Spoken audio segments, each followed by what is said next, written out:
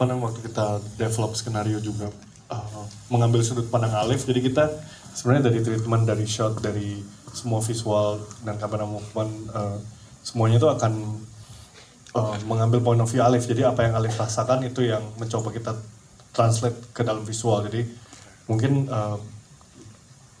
kompleksitas itu bakal terasa gitu ketika on screen gitu ya.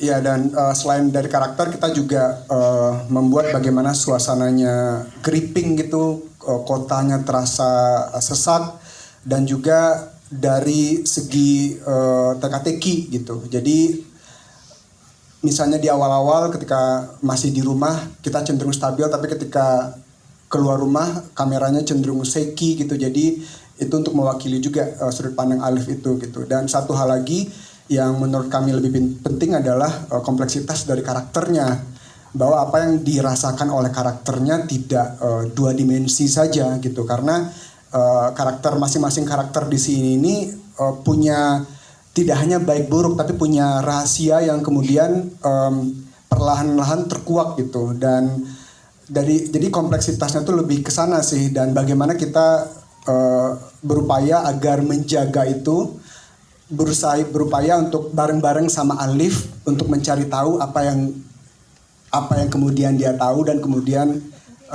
bagaimana dia ketika tahu itu gitu. Jadi kompleksitasnya dari dua hal itu sih, dari visual dan dari si karakternya. Oke, thank you Raki, thank you Kevin. Untuk Alif gimana? Apa arti durhaka? Oke, iya, kalau definisi durhaka menurut KBBI sih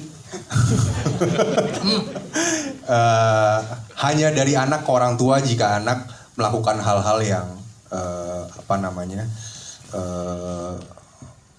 melawan orang tua lah. Tapi hubungan dari orang tua ke anak itu bisa dibilang bukan dinilai durhaka ya. Tapi menurut saya kalau dengan adanya perkembangan teknologi, kemudian pergeseran generasi, kata durhaka itu juga semakin luas definisinya gitu ya. Ya tetap hubungannya dengan orang tua, tapi ya karena saya juga sebagai orang tua ya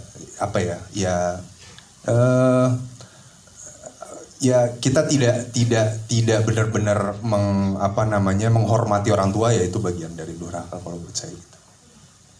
Itu ya Mas Iqbal. Oke, udah kasih jempol. Thank you banget, terima kasih. Silakan. Yang duduk di bawah nih. Yang duduk di bawah.